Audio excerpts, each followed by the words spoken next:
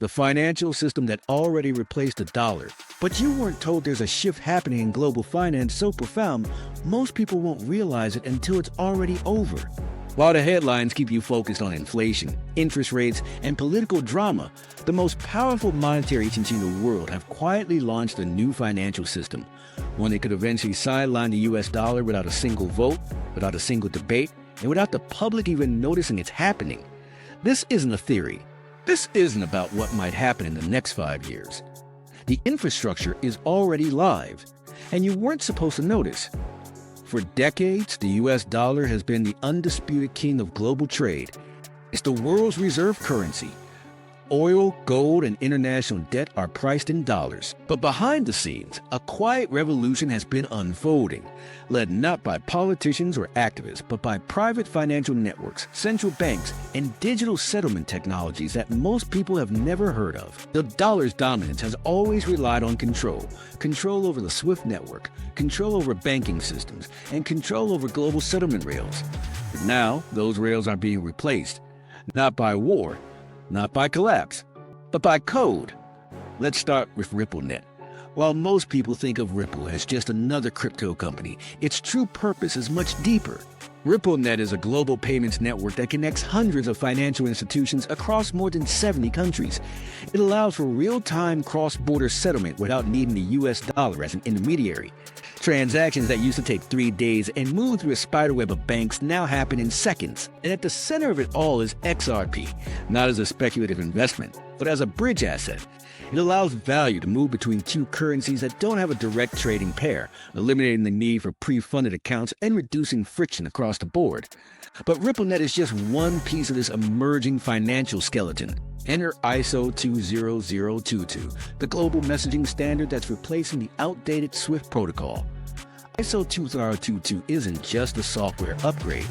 It's a universal language for payments that enables richer data, instant settlement, and seamless interoperability between institutions. Major financial systems across Europe, Asia, and the Middle East have already adopted it. The US is in transition, and once it's fully implemented, the playing field will never look the same. Why does this matter? Because it marks the quiet shift from a single-system dollar-led world to a multi-rail asset-agnostic network where power flows to those who own the infrastructure, not the currency. And the power players already know this. The Bank for International Settlements, the IMF, and the World Economic Forum have all published white papers about the future of cross-border payments. And they all agree on one thing: the future is instant, tokenized, and programmable. In this world, value can be moved not just in dollars, but in tokenized bonds, digital gold, or central bank digital currencies that settle automatically through smart contracts. And many of these pilot programs are already active. In March 2023, the Beast completed Project Icebreaker, a successful test of interoperable CBDCs between multiple countries. Then came Project Mariana, a partnership between the central banks of France, Switzerland, and Singapore. The goal? To trade for and exchange directly on a decentralized platform using automated smart contracts. The tests were successful. But here's where it gets even more interesting. JP Morgan, the largest bank in America, has already launched its own blockchain, Onyx. It's used to settle billions of dollars in institutional repo trades every day, all digitally. That means one of the most powerful entities in traditional finance has already migrated part of its system to decentralized rails. And yet, the public remains largely unaware. Why? Because none of this is being televised. It's happening in press releases, buried PDFs, and closed-door regulatory pilots. If you're waiting for a headline that says the dollar has been replaced, you'll be waiting forever. That's not how this works. Instead, it'll look like this. More banks opt into RippleNet. More central banks issue digital currencies. More institutions tokenize their assets for instant settlement. Until one day, using dollars to move money across borders will feel as outdated as sending a fax. You won't notice the replacement. You'll just notice that everything you buy, sell, or invest in is no longer being routed through the same gatekeepers. So what does this mean for you? It means you have a choice. You can keep operating like the old system will last forever, or you can begin understanding the tools and technologies that will dominate the next era of global finance. Because the truth is, the transition isn't coming. It's already here, and the people who recognize that now will be the ones who benefit most later. If this opened your eyes to what's really happening in the world of money, subscribe now. There's a lot more they're not telling you. The shift we're witnessing isn't about replacing paper money with digital cash. It's about replacing centralized trust with programmable systems. The implications are enormous. When contracts, currencies, and compliance are all encoded in the financial infrastructure, control doesn't disappear. It moves deeper into the protocol itself. This is what the elite understand.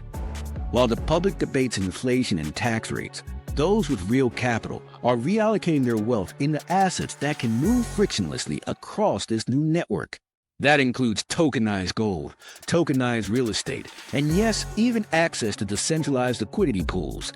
These are not trends. They are the pillars of a parallel financial reality. Think about this. In 2001, the Pentagon announced that $2.3 trillion had gone missing from its budget, one day before September 11. That number has grown since then. No full audit has ever been completed. And yet trillions continue to vanish, unaccounted for, often reclassified into black budgets or diverted into classified projects. Where is that money going? Some researchers believe it's been funneled into the very infrastructure we're discussing now. Digital rails, surveillance systems, settlement technology, and privatized financial governance models that make nation-state currencies obsolete. That may sound extreme until you remember that the people designing this new system are not elected. They're not subject to democratic oversight. The IMF is not voted in. The BIS is not accountable to the public. And yet these institutions are building what they call the future of money. And here's the final twist. Retail investors may only have a limited window to front-run this transition. When full implementation hits, the rails will be locked. The biggest gains will already be made. The top assets will already be captured. This isn't financial advice. This is a wake-up call. A financial system that once required gatekeepers and paper is being replaced by real-time code, global consensus, and programmable trust. And once that system reaches critical mass, there's no going back. Now is the time to research, to learn, to reposition. Because by the time the average person figures out what's happening, it will already be done. If you want to stay ahead of this shift, not behind it, subscribe now. Wealth Signal will keep revealing what others are afraid to say. Most people won't get a second chance to recognize a shift at this scale. The last time something like this happened was in 1944 with the Bretton Woods Agreement.